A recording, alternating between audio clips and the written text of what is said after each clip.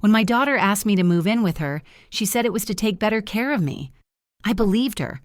I gave up my tiny apartment, my garden, and the quiet mornings with my cat. I thought I was moving in with family. 3 weeks later, she handed me a contract, $850 a month. "Just to cover utilities," she said, smiling like she was doing me a favor. I didn't argue. I just nodded.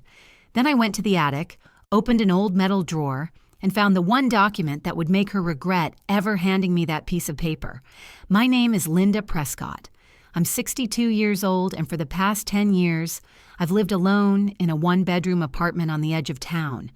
It's nothing special, just a quiet place with creaky floors, chipped paint, and the occasional squirrel making a racket on the roof. But it was mine. I had my little garden of herbs out back, my cat Molly, who kept me company, and my morning routine that involved coffee, the crossword puzzle, and the sunrise. Before that, I was a trauma nurse for over 3 decades. The job aged me in ways no mirror could reflect. Late-night emergencies, the steady drip of IV bags, the endless beep of heart monitors, and the silent weight of hands I held as they went cold. I retired early when my husband, Hank, passed away. Colon cancer took him in 7 months flat. He was gone before I could even process the diagnosis. We were married for 35 years. He was my partner, my best friend, my grounding force. After Hank died, everyone said I should date again, find someone, start fresh. But I didn't. Not because I didn't want love again.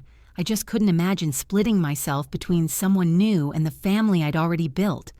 My daughter Amanda needed help back then. She had just given birth to her daughter, Lily, and her marriage was already unraveling. I spent most of that year shuttling between my place and hers, bringing food, folding laundry, walking a colicky baby to sleep. I became the scaffolding around her crumbling life. Amanda always said, "I don't know what I'd do without you." And I believed she meant it. So when she called one Tuesday afternoon, sounding unusually soft-spoken, I didn't hesitate to pick up. I remember the exact words she said. "Mom, have you ever thought about moving in with us? I just feel better knowing you're not alone all the time." I blinked, surprised. She had never brought it up before. I asked her if everything was okay. She laughed and said, "Yes, it's just... Lily would love having you around more. And honestly, you've done so much for us, I think it's time we did something for you." It sounded like kindness, like love wrapped in practicality. I thought, this is what families do. So I agreed. Not instantly, of course. I said I'd need to think it over. But that night, as I sat in my kitchen eating microwaved lasagna and watching the steam rise from my chipped plate, I imagined Lily running to greet me every morning, and Amanda and I laughing over dinner, sharing stories like we used to. It felt right. It felt like coming home. Within a week, I'd given notice to my landlord. I donated most of my furniture. Amanda insisted I wouldn't need it. "We've got everything already, Mom," she said. "Just bring the things that matter." So I packed my photo albums, Hank's watch, my nursing pin, and Molly the cat. I left behind my coffee mugs, my favorite chair, the old dresser Hank and I bought at a garage sale in '89. It hurt more than I expected. But I told myself, home isn't about things. It's about people. Amanda greeted me with hugs and promises. The guest room was tidy, the bed freshly made. Lily squealed when she saw me, leapt into my arms, and chattered about her kindergarten teacher and a boy named Mason, who ate glue on purpose. For the first few days, it felt perfect. Amanda had arranged a little bookshelf in the guest room and even framed a picture of Hank on the nightstand. She kept saying how happy she was to have me there. I cooked dinner the first night, chicken pot pie and green beans, Amanda's favorite. She said it was just like childhood. Lily wanted me to read her bedtime stories, and Amanda poured us each a glass of wine after the dishes were done. We sat on the couch, her feet curled up beneath her like when she was a teenager. We laughed about something on TV, and for a brief moment, I believed this was going to work. That maybe, just maybe, I had found a new chapter in my life, one filled with warmth, with purpose. with family. But looking back now, there was something strange in her smile that night, like she was waiting for something. And I was just grateful. Too grateful, maybe. So I didn't see it then. I didn't see the cost that would come with accepting her invitation. Amanda was always my bright girl, smart, headstrong, the kind who could talk herself into or out of anything. She'd been a lawyer for almost a decade, working long hours and raising her daughter, Lily, on her own since the divorce. Her ex-husband, Daniel, had checked out before the ink was even dry. He moved across the country, started a new family, and never looked back. The weight of it all, the betrayal, the exhaustion, the single parenting grind nearly crushed her. There was a time about 3 years ago when Amanda couldn't get out of bed. I remember the call. It was 2 a.m., and she was sobbing so hard I could barely understand her. She said she felt like a ghost, like no one would notice if she disappeared. I packed a bag and drove over that night. I stayed for 6 months. I cleaned, cooked, drove Lily to daycare, sat beside Amanda during therapy sessions, and made sure there was always a clean shirt waiting on her dresser. It wasn't even a question. She was my daughter. Of course I stayed. She got better. Slowly. She found her rhythm again, picked up part-time work, smiled more. She thanked me, genuinely I think, and said she didn't know how she'd have survived without me. That year deepened something between us. It wasn't just mother and daughter. It was battle comrades. We'd seen each other broken and bruised. We'd gotten through it. So when I moved in this time, I told myself it would be different. Better, not out of crisis, but out of love. Amanda made it sound like she wanted me close. She said things like, "It'll be so nice to have another adult around, and Lily adores you. It's a win-win." And it did feel like that, at least at first. Lily was my sunshine. 5 years old, bright as a button, full of questions and curiosity. Every morning she burst into my room, climbed into bed beside me, and whispered secrets about her dreams. She liked to braid my hair, which I let her do even though her tiny fingers always got tangled. We built Lego castles together, made cookies, painted her school projects. She'd say, "You're my best grown-up, Grandma," and I'd feel something in me heal. With Amanda, the rhythm took longer. She was polite, mostly. She'd thank me for folding laundry or making dinner, but it always felt distant, like a roommate with manners. She was gone a lot. Early meetings, late court dates. I didn't mind. I liked keeping the house warm, the fridge full, the routines flowing. I believed I was helping, easing her burden like I had before. There was satisfaction in being needed. But sometimes, the smallest things gave me pause. She never offered me a key to the house. I didn't think much of it at first. I was usually home and the front door had a keypad. But still, there was something unsettling about being a guest in a place I was meant to call home. When her friends came over, I wasn't introduced. I was usually upstairs anyway with Lily or in my room, but once I heard someone ask, "Who's that?" And Amanda laughed and said, "Oh, just my mom. She lives with us now." Just my mom. It echoed louder than it should have. The guest room, my room, had no lock. I didn't mind, really, until I started noticing things moved around. My knitting bag shifted, drawers slightly ajar, my old journals not where I left them. Once Amanda came in without knocking, holding a pile of towels. She said, "I didn't think you were here." But I was. I always was. At dinner, she began mentioning bills. Lighthearted at first. Wow, the utility bill this month. But it became more pointed. 3 adults in the house now. Water use has doubled. I offered to pay for groceries, chip in where I could, but she waved it off. "Don't worry about it," she said with a tight smile. Still, she always made sure I heard the numbers. There was a distance I couldn't explain. A small rift, like a hairline crack in porcelain. On the surface, everything was fine, but I could feel it growing. And every time I walked past the living room where Amanda and her friends laughed with wine glasses in hand, or heard her bedroom door click shut just a little too quickly, I felt like a ghost in someone else's house. Lily kept me tethered. Her innocence, her joy, her open arms, those were real.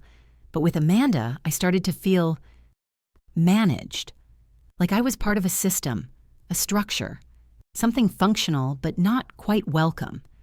I wasn't unloved, not exactly, but I wasn't part of the fabric either.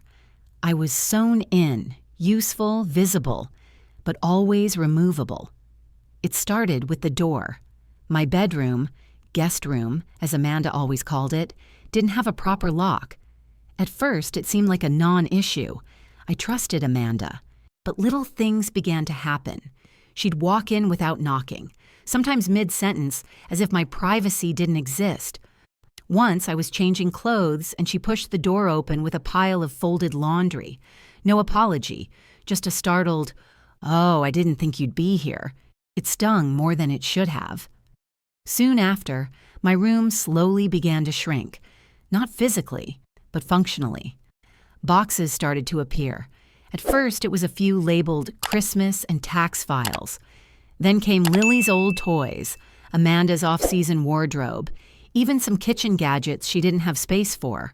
My closet was half theirs now. The floor space narrowed, the air felt tighter. I told myself, it's just temporary, but it felt like I was being absorbed into storage. Then there was the matter of time. Amanda began making comments, always with a smile, always light, but they landed heavy. "Try not to run the washer past 9, Mom. Lily's room is right above the laundry room." "What or? Hey, could you not use the microwave when I'm on a call? It messes with the audio."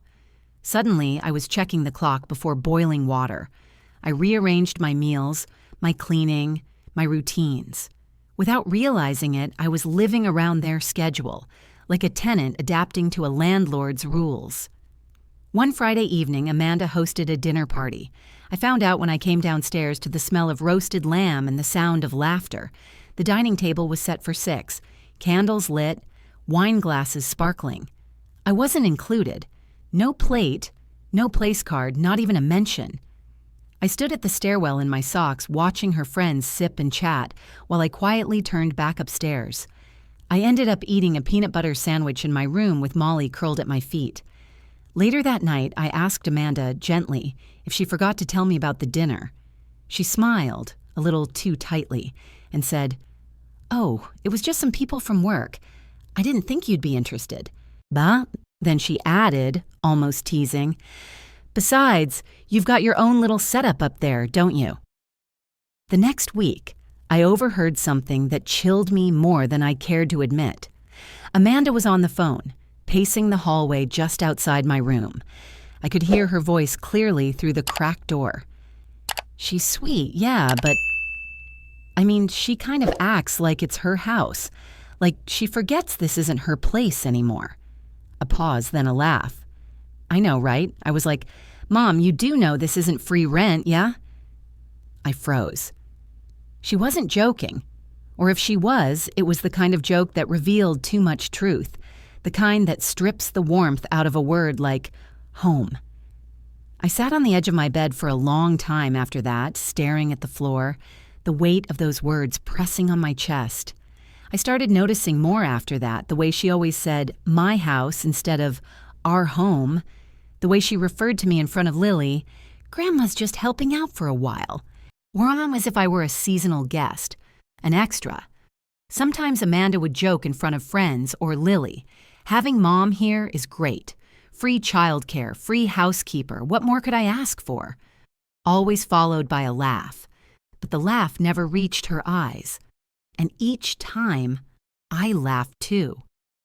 But mine came a beat too late and a shade too quiet. Then one afternoon, I heard her say something that shifted everything. She was in the kitchen with a friend from work.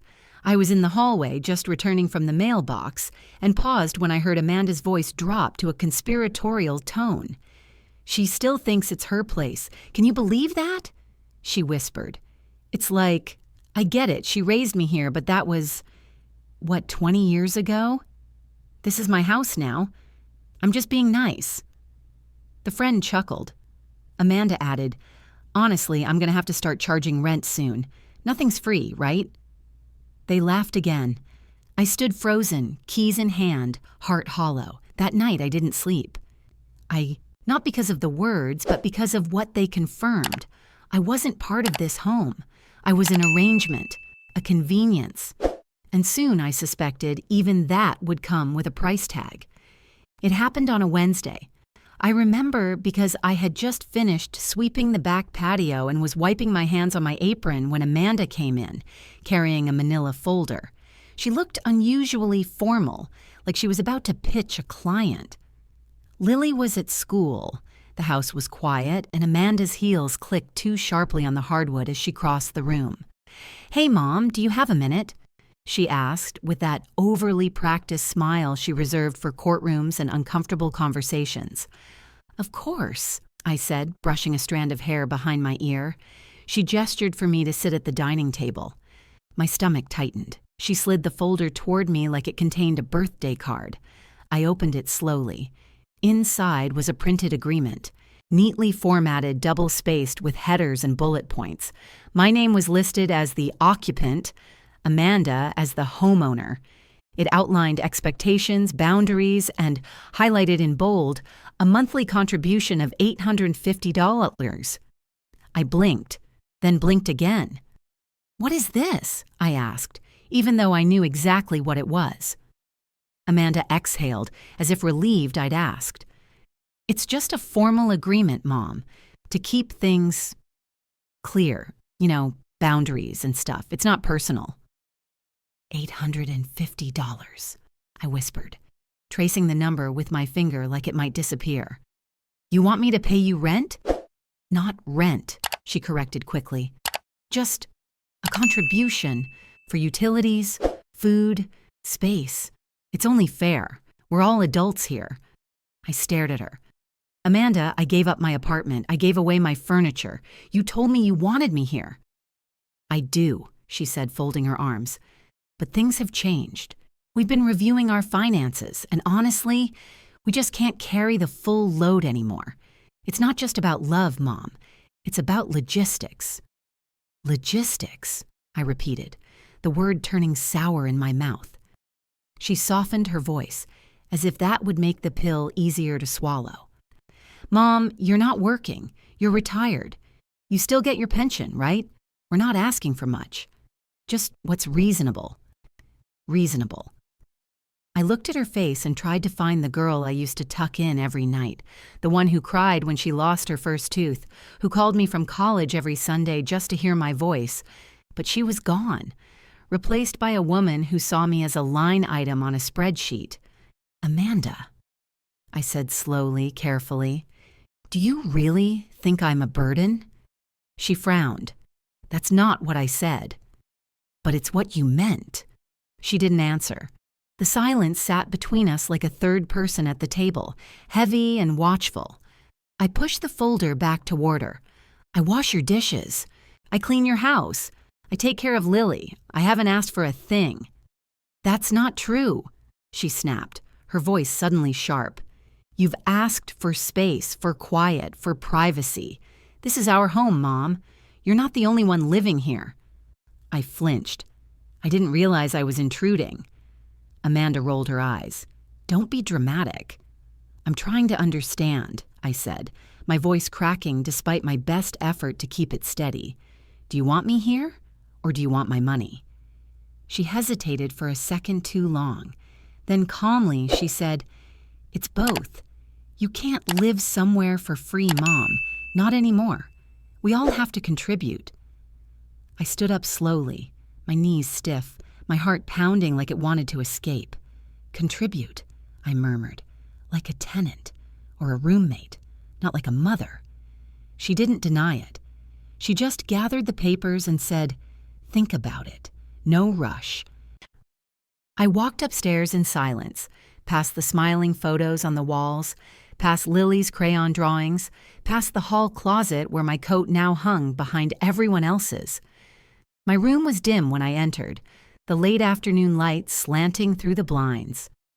Molly meowed softly, curling at my feet as if sensing something was wrong. I sat on the bed and let the quiet wrap around me. My eyes burned, but no tears came. I wasn't surprised, not really, just hollowed out. I looked around at the space that used to be mine, that I had tried to fill with warmth and usefulness, and for the first time since I moved in, I felt truly, deeply unwanted. It wasn't the money. I could afford it. Barely. It was the message. You don't belong here unless you're paying for it. I whispered aloud. To no one. Contribute. Molly jumped into my lap and I stroked her fur with a shaky hand. That night, I didn't eat dinner. I heard Amanda clinking dishes in the kitchen, Lily laughing at something on TV, the sounds of a household moving forward without me, and in the stillness of that upstairs room, something inside me shifted, a tiny crack, spreading wide. The next morning, I didn't go down for breakfast. I waited until I heard the front door close behind Amanda and the hum of her car pulling out of the driveway. Only then did I tiptoe into the kitchen, like a stranger stealing food from someone else's fridge. I made myself a slice of toast and ate it in silence, standing by the sink. I didn't want to sit at the table. It didn't feel like mine anymore. From that day forward, I changed, not all at once, but in subtle, quiet ways. I stopped baking banana bread on Sunday mornings. I stopped folding Amanda's laundry when she left it in the dryer. I no longer offered to pick up Lily from school or clean the bathrooms. I retreated, slowly, intentionally. I became smaller in their home, less present, less available. I needed to find the edges of where I ended and they began. When Amanda texted me to ask if I could prep dinner because she'd be home late, I didn't respond. I didn't cook that night. She walked into a quiet house, no aroma wafting from the oven, no plates on the counter. She looked at me, confused, then annoyed. I simply said, I thought we were keeping things formal now. Her jaw tightened, but she didn't argue. That silence grew between us like a crack in plaster. Lily noticed, too. She stopped asking me to read to her at night. I think Amanda told her I was busy or tired, but really, I just didn't want to intrude. Every interaction started to feel transactional, like I was borrowing time in a space that tolerated me rather than welcomed me. Then, one afternoon, while cleaning the living room, a habit I hadn't entirely broken, I found something that shook me in a way nothing else had. Lily's drawings were always scattered on the coffee table, bright messes of crayon and imagination. Most were harmless. Stick figures, rainbow houses, princesses with mismatched shoes. But one picture stopped me cold. It was a house, Amanda's house, and in the middle of the page, drawn in thick black lines, was a detached garage. Inside the garage, drawn small and tucked in a corner, was a figure with white hair and a sad face. Written above in Lily's crooked handwriting, Grandma in her room. Her room. The garage. I stared at it, heart hammering. I couldn't breathe. My knees went weak and I sat down hard on the arm of the couch, the paper trembling in my hands. She thinks I live in the garage. Is that what Amanda told her? Is that how she explained my presence? Some distant, out-of-the-way space? Something temporary? Something kept separate? The weight of that realization sat on my chest like a cinder block. I started replaying everything, every conversation, every gesture, through a different lens. When Amanda invited me to move in, was it ever truly about care? Or had I been a contingency plan all along? Cheap childcare, extra hands, spare income, eventually. Had she known she'd charge me from the beginning? Had this been a setup? That thought was a knife, because the signs were there, weren't they? The way she never used the word home when talking to me, how she framed everything as helping her, how quickly she printed that contract, as if it had been drafted long before I even unpacked my bags. I felt like I was unraveling. I stopped going downstairs unless it was absolutely necessary. I ate alone, cleaned only my space, avoided shared rooms. I started keeping a journal again, something I hadn't done in years. I filled pages with questions I couldn't ask out loud. When did I become a burden? Did Amanda ever see me as her mother or just an obligation? Would Hank have let this happen? One evening, I heard Amanda laughing on the phone. Her door was open just a crack, enough for the sound to slip through. She said, "It's just easier when she stays upstairs. Less tension." Less tension. I was the tension now. That night, I cried for the first time since Hank died. Not from grief, but from humiliation. The slow, creeping kind that sneaks up when you realize you've overstayed your welcome in a place you thought was safe. And then came something worse than sadness. Suspicion. If Amanda could treat me like this, what else had she planned? Had she used my name for loans? Was this house really hers? I started to wonder, not because I was paranoid, but because I could no longer afford not to be. Love had blinded me. Trust had disarmed me. But now something in me had clicked back into place. The nurse, the mother, the woman who knew how to read between the lines. Whatever Amanda's game was, I would find out. And when I did, I'd be ready. The air was thick with tension. I'd grown used to the silence between Amanda and me, but something inside me was shifting, no longer numbed by hurt, but sharpened by suspicion. I couldn't ignore the questions piling up in my head. Why did Amanda print that contract so quickly? Why did she act like I was squatting in her house when, for years, Hank and I called this place our own? That's what started it, the memory. It came while I was organizing a dusty box of Christmas decorations Amanda had dumped in my closet. Buried beneath the tinsel and broken bulbs was a manila envelope, the kind we use to keep important documents in. I sat on the floor, brushing glitter off the flap, heart beating faster than it should have. Inside were old insurance forms, a few faded bills, and then, at the very bottom, a deed, a property deed. I pulled it out with trembling fingers. It was dated 24 years ago. Our names were on it. Mine and Hank's, clear as day. We had purchased this house together back when Amanda was in high school. My signature. His. The address. Everything. I stared at the paper like it might catch fire. Was this a copy? An old record? My breath caught as I flipped through the rest of the envelope. There was no updated deed, no transfer documents, no indication that the house had ever been signed over to Amanda. I sat there stunned, feeling the walls of that little guest room press inward. My heart pounded in my ears. Amanda had said she bought the house from us after Hank died. She said she'd taken over the mortgage, that it was part of easing the burden. But the paperwork in my hands told a different story. I stayed up that night, searching online through the county's property records. It took hours fumbling through the outdated interface, but eventually I found what I was looking for. The house was still in my name, not Amanda's, still in my name. I read the line again and again, unable to believe it. For years, I had assumed Amanda had done the paperwork she claimed, that she had legally bought the house from me with the insurance money after Hank passed. I never questioned it. She was family. She was my daughter. But the truth was now undeniable. She had lied. And if she lied about that, what else had she lied about? The next morning, I went back through my old files, the ones I'd brought when I moved in. Among the birth certificates and pension statements, I found a single document that changed everything. A letter from the bank dated 6 years ago, addressed to me, referencing Amanda as an authorized co-signer on a loan backed by my property. My hands shook as I pieced it together.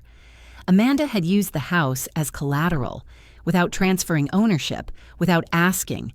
She'd used my name, my house, possibly even forged my permission to borrow money. And now she was asking me for rent. I felt sick. Not just from the betrayal, but from the weight of my own gullibility. I had raised her, fed her, sat beside her through every scraped knee, every heartbreak, every sleepless night with a teething baby. I had held her hand when she couldn't hold herself together, And in return, she had weaponized my trust. This wasn't just about money. This was something deeper, darker. Amanda wasn't just trying to cover expenses.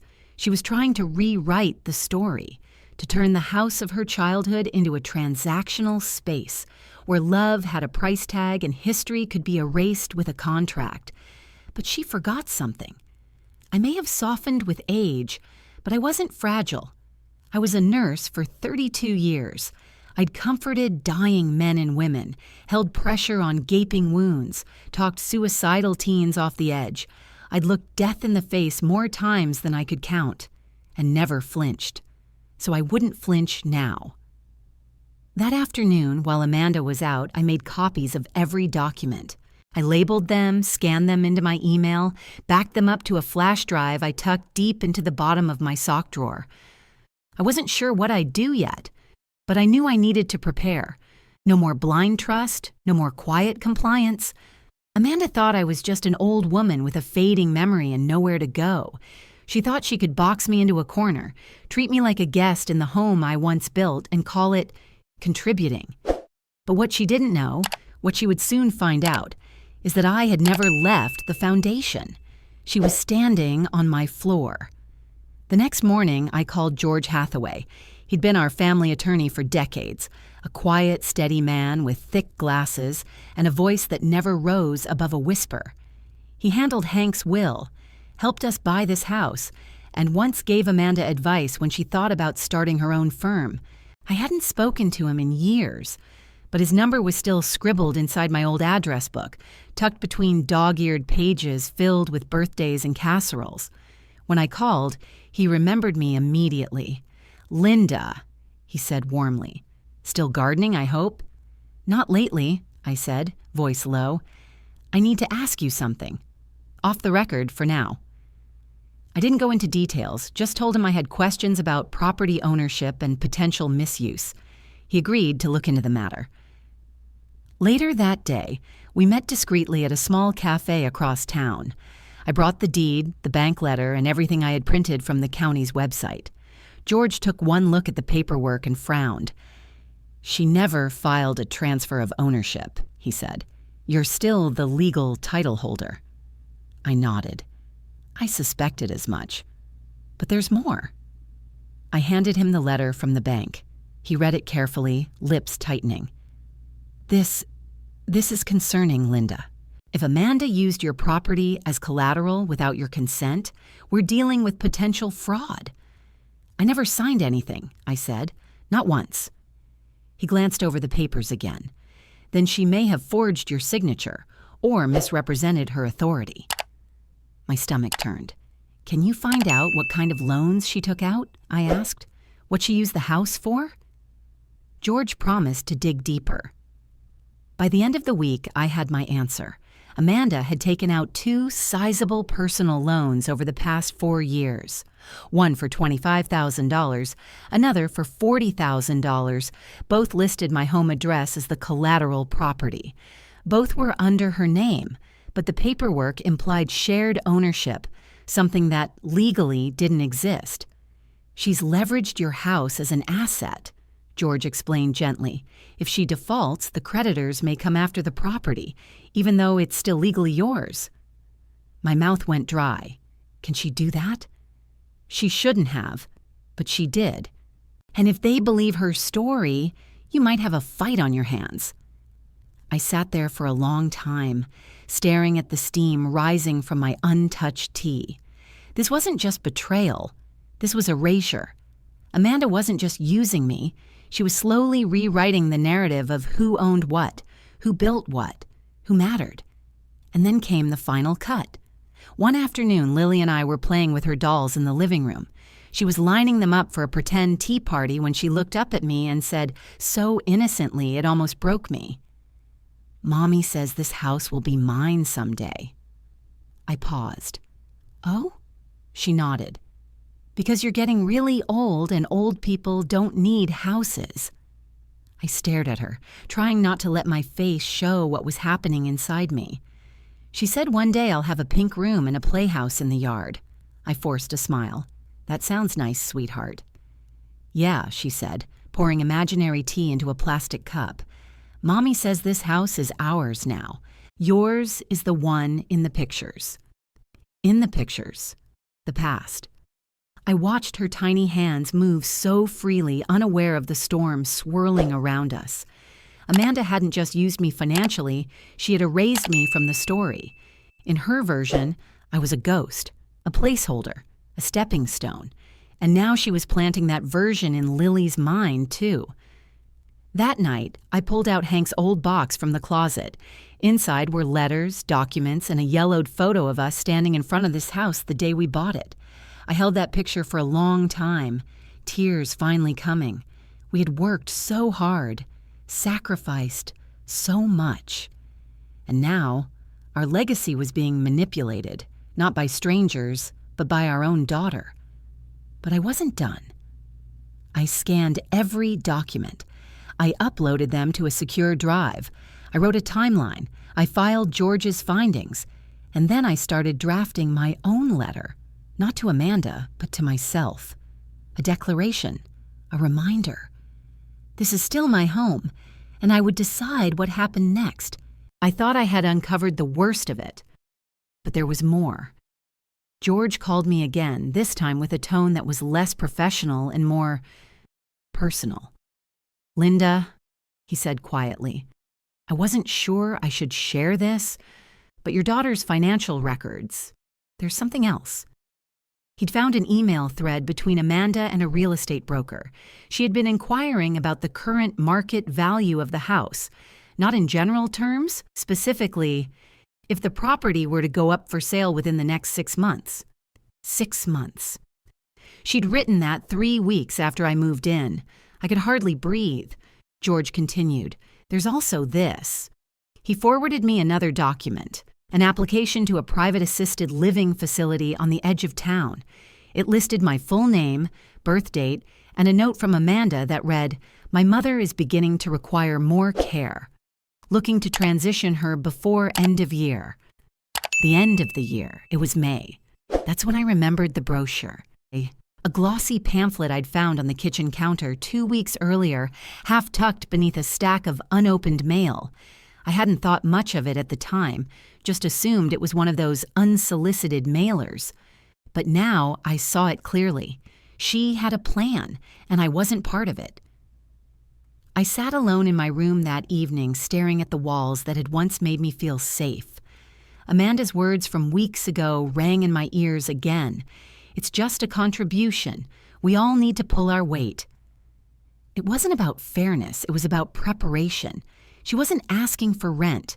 She was setting the stage, normalizing the idea that I was an expense, a burden. That night, I made tea and waited for her to come home. When she did, I sat at the kitchen table and watched her sort through the mail. She didn't even look up. "Amanda," I said gently. "Do you plan on moving me into a care home?" She froze. The shift was instant, too quick. Her fingers stopped mid-flip through the envelopes. Her posture stiffened just enough to answer for her. "Where did you hear that?" she asked flatly. "I didn't. I found out." She exhaled and set the mail down slowly. "Mom, it's not what you think." "Then explain it to me."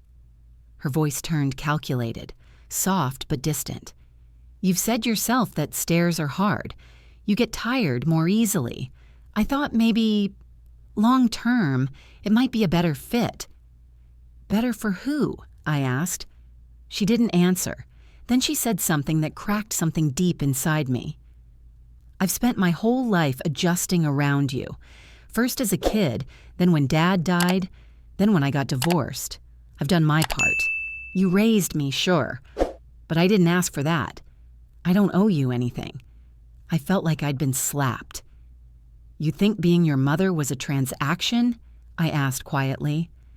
"I think we've both done what we were supposed to do," she said. "You did your part.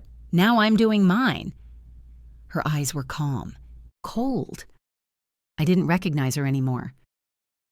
"I never asked to be born," she added. "And you didn't raise me out of charity. You raised me because it was your job, just like this is mine now." I didn't cry. I didn't scream. I just stood up and walked out of the room. In the hallway, Lily was standing with a coloring book in her hand, eyes wide, sensing something had broken. I forced a smile and kissed her forehead. "Everything's okay, sweetheart." But it wasn't. That night, in the quiet of my room, I let the weight of it all settle over me. This wasn't about a house. It wasn't even about money. It was about dignity, about being erased from your own life story. Amanda didn't just want to sell the house. She wanted to rewrite the narrative, cast herself as the caretaker, the decision maker, the adult.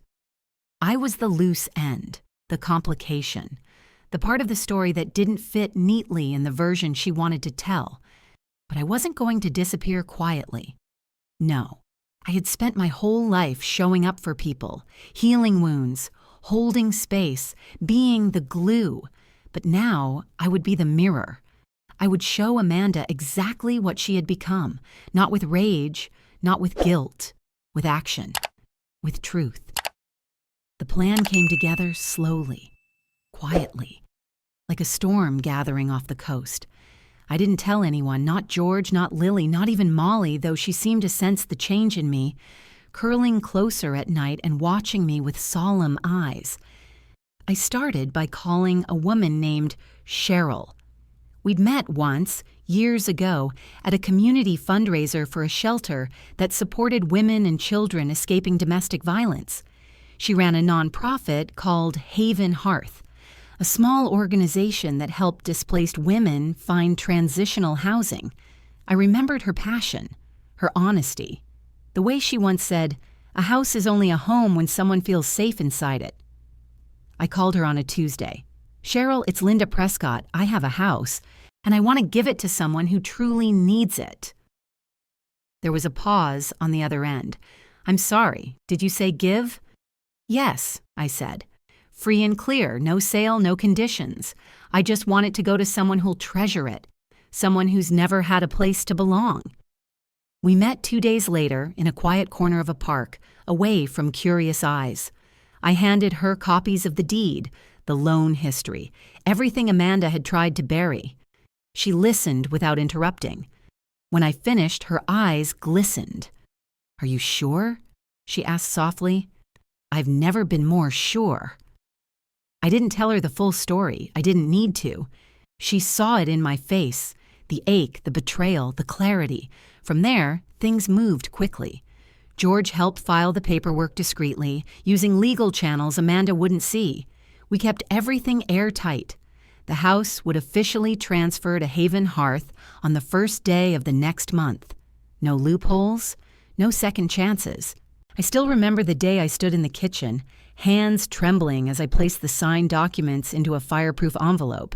The same kitchen where I had once made cookies with Lily, where I used to drink coffee with Amanda and talk about our dreams. That version of us was gone, but I wasn't bitter. Not anymore. Just clear. I spent the next week sorting my belongings into 3 piles: keep, donate, and disappear. I packed quietly, one drawer at a time, mostly at night. No one noticed. Amanda was always busy, distracted, talking on the phone or scrolling her emails. She barely glanced up when I passed her in the hallway. She thought she had won. On the final night, I wrote a letter. Not an angry one. No accusations. No guilt. Just truth. I placed it in a sealed envelope marked with her name and locked it in the small safe in my closet, the one she'd always ignored. Then I packed the last of my bags, zipped them closed, and sat on the edge of my bed with Molly curled in my lap. I looked around the room, at the framed photo of Hank on the nightstand, the handmade quilt from my mother folded at the foot of the bed, the tiny crack in the ceiling I used to count when I couldn't sleep. This was no longer my home, but it would be someone else's sanctuary. At dawn, I left. I didn't slam the door. I didn't leave lights on or cabinets open. I didn't make a scene.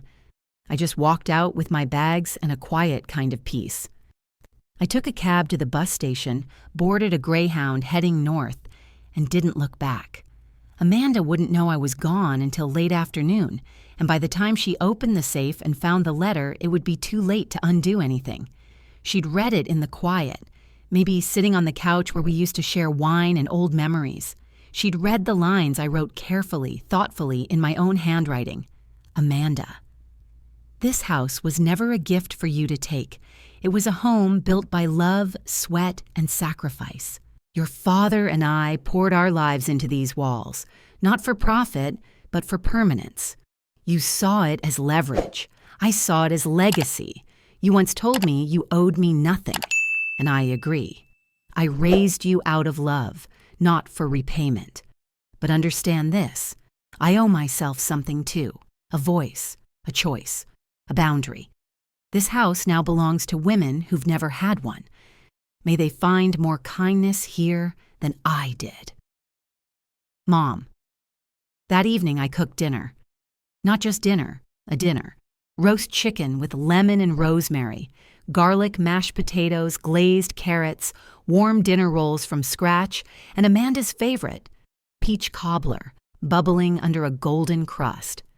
The aroma filled the house like a memory, and for a moment, it almost felt like the old days. I moved around the kitchen, calmly, deliberately. Amanda had texted earlier to say she'd be home by 6. I timed everything to be ready 5 minutes after she walked through the door. Lily came in first, kicking off her shoes and humming some little tune from school. She peeked into the kitchen and gasped, "Grandma, are we having a party?" I smiled. Something like that. Amanda arrived not long after, dropping her keys in the bowl by the door.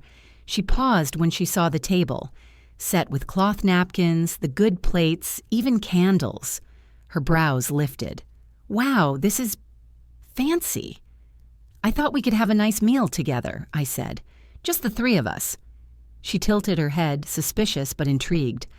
"Sure, why not?" We sat down. Lily chattered happily between bites, swinging her legs under the table. Amanda complimented the food, twice actually, which was rare. She even poured us each a glass of wine from the bottle I'd saved for special occasions. Halfway through the meal, she leaned back in her chair, swirling the wine in her glass. "You know, Mom, I'm glad you've settled in. I think things are finally working." I gave her a soft smile. "Yes, they are." She took another bite of chicken, then added, "I guess it just took a little time for everyone to figure out where they belong." "Yes," I said again, setting down my fork. "I've been thinking a lot about that." Amanda looked up, eyebrows raised slightly. "I actually wanted to let you know," I continued, gently pushing back my chair, "that tomorrow I'll be moving out." The words landed with the weight of a dropped plate. Amanda blinked. "What?" I stood, walked to the counter, and picked up the set of keys. My set. The ones I'd used every day since I moved in.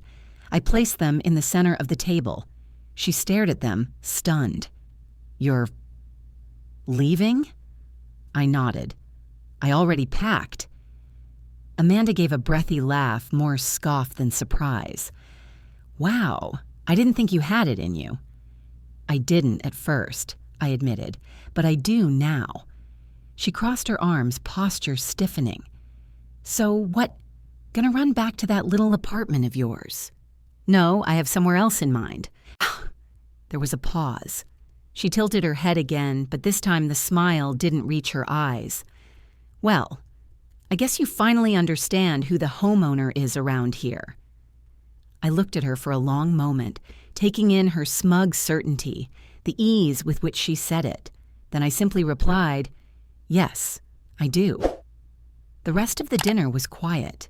Lily asked if I could still visit her school next week, and I said I'd try. Amanda barely touched her cobbler. When I stood to start clearing the table, Amanda said nothing. She just watched me, eyes narrowed slightly, calculating. I could tell she was trying to figure out the angle, why I'd given in, what I was up to. But she didn't ask. She didn't know how much she didn't know. I loaded the dishwasher, wiped the counters, and double-checked the oven was off. My last cleanup. My final act of service in a home that no longer felt like mine. That night, I slept in my clothes. Molly curled beside my bag, sensing the shift, and just before dawn, I slipped out without a sound. Amanda woke up late. It was Saturday. The sun was already stretching through the blinds when she padded into the kitchen, hair tied up, still in her robe. She poured herself coffee, glanced around absently, and paused. My keys were gone. She checked the counter, the coat rack, the entry table. Nothing. She frowned, then noticed the note taped to the fridge in my handwriting. Check the safe. At first, she probably rolled her eyes, expecting drama, sentimentality, maybe a guilt trip. But she walked upstairs anyway, into my empty room. The closet door stood open. The drawers were bare. On the bed, folded neatly, was the quilt my mother had made me.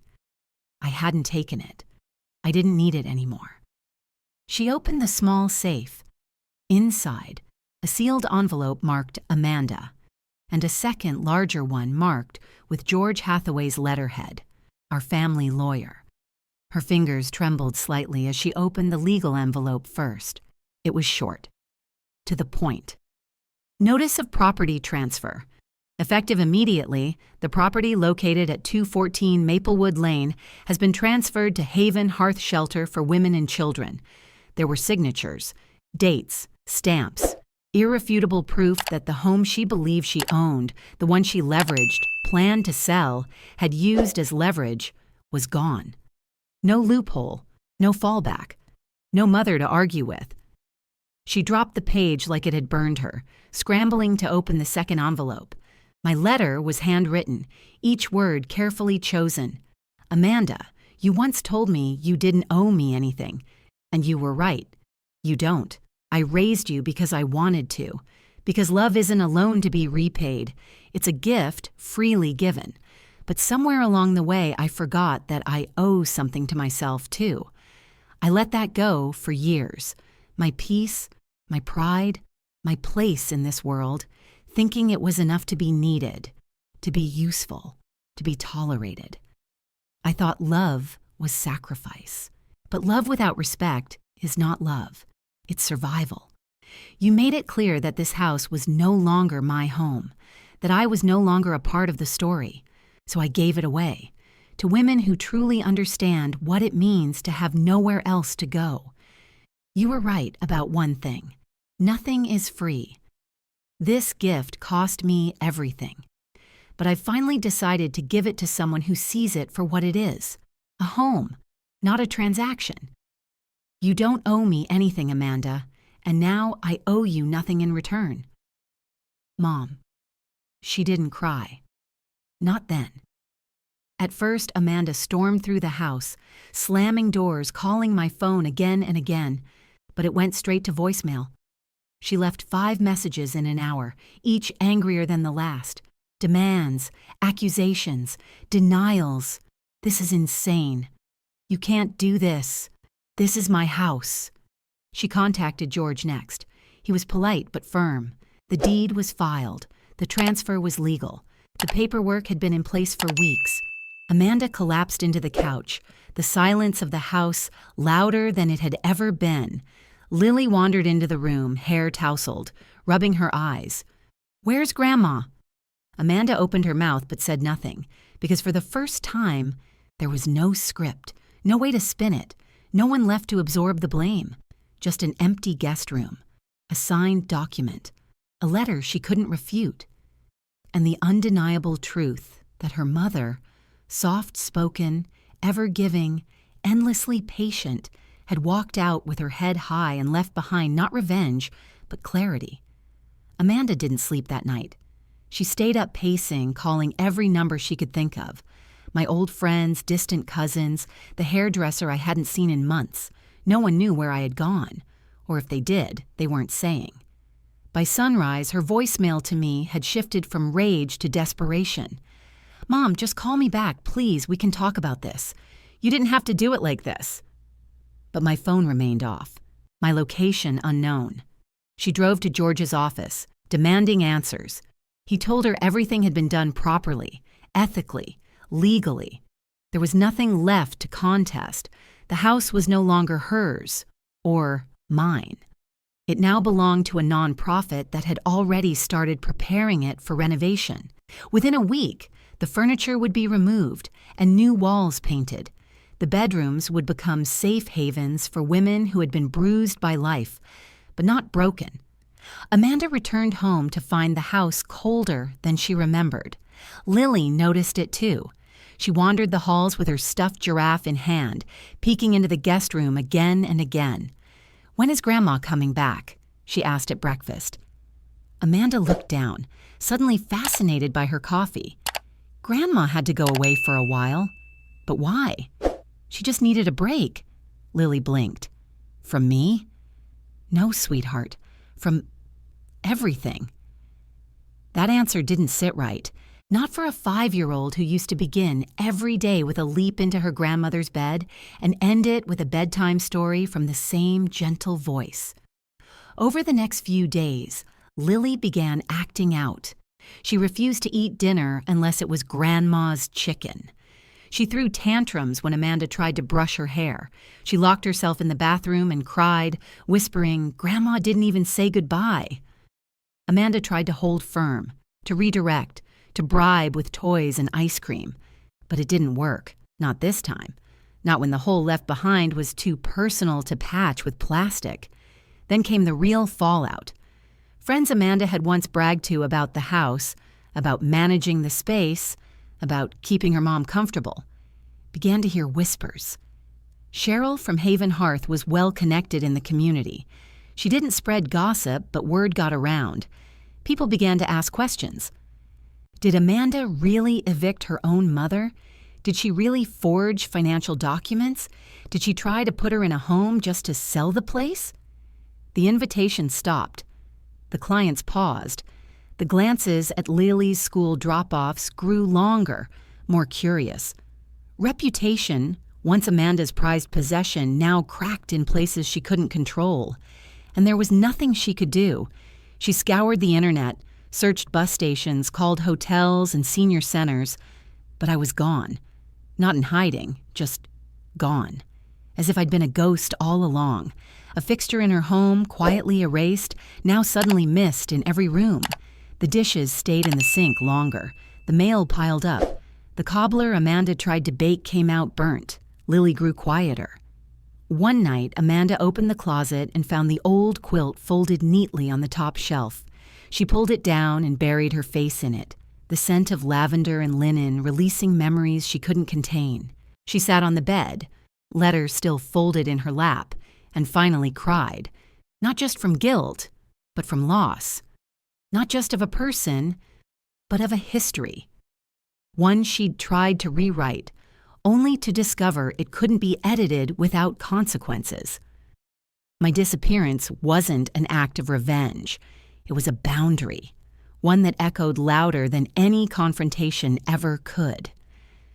In the silence I left behind, Amanda was forced to face everything she had ignored. The love she'd mistaken for obligation, the legacy she'd tried to cash in on, and the daughter she was raising in the shadow of choices she could no longer undo. I was gone, but the absence was permanent, and the lesson unerasable. The cottage sat at the edge of a quiet lake, nestled between tall pines and wildflowers that bloomed defiantly along the shore. The water reflected the sky like glass, sometimes silver, sometimes stormy, but always honest. I found the place through a woman at Haven Hearth. She said it was part of a retreat program for women starting over. It wasn't much, just 2 rooms, a rickety porch swing, and a wood-burning stove that groaned in the mornings. But it was mine. For the first time in years, I woke up to silence that didn't ache. No footsteps overhead, no passive-aggressive notes on the fridge, no carefully measured glances across the dinner table, just the soft chirp of birds, the rustle of leaves, and Molly purring at the foot of the bed. I volunteered at the shelter 3 days a week. I taught basic first aid, helped with intake paperwork, sometimes just listened. Many of the women were younger than me. Some had lost everything. Others had walked away before they could. All of them reminded me that strength doesn't always roar. It often whispers, "Start again." They called me Miss Linda. Some asked if I had kids. I always said yes, but left it at that. In the evenings, I wrote in my journal or walked by the lake. I read old books. I stitched new quilts. I ate when I was hungry and rested when I was tired. For once, I didn't measure my worth in chores completed or burdens lifted. I was no longer trying to be useful. I was simply being, and I was okay. More than okay. I was free. 6 months passed like that, slow and healing. The seasons shifted from summer to early winter, and the leaves fell in amber spirals outside my window. I had grown into the silence, let it fill the empty spaces Amanda had left behind. I thought about her sometimes, mostly at night. I wondered if Lily still colored outside the lines, if the couch still smelled like cinnamon from my old candle. But I didn't reach out, until one gray afternoon she found me. I was leaving the shelter when I saw her car parked near the entrance, sleek, familiar, out of place. She stood beside it, wrapped in a long coat, her arms folded tight against the wind. When our eyes met, she didn't smile. Neither did I. "Mom," she said quietly. I nodded. We stood like that for a moment, unsure of how to begin. "I've been looking for you," she said. "I know." She stepped closer. "You didn't leave a forwarding address." That was the point. Amanda looked down, then back up. Her face was tired, lined in ways I didn't remember. Her voice wavered. "Lily misses you." "I miss her too. She keeps asking when you're coming home." "I am home," I said softly. Her eyes filled, but she blinked them clear. "You gave it all away." "Yes, to strangers." "No," I corrected, "to survivors." Amanda flinched. She didn't argue, didn't defend.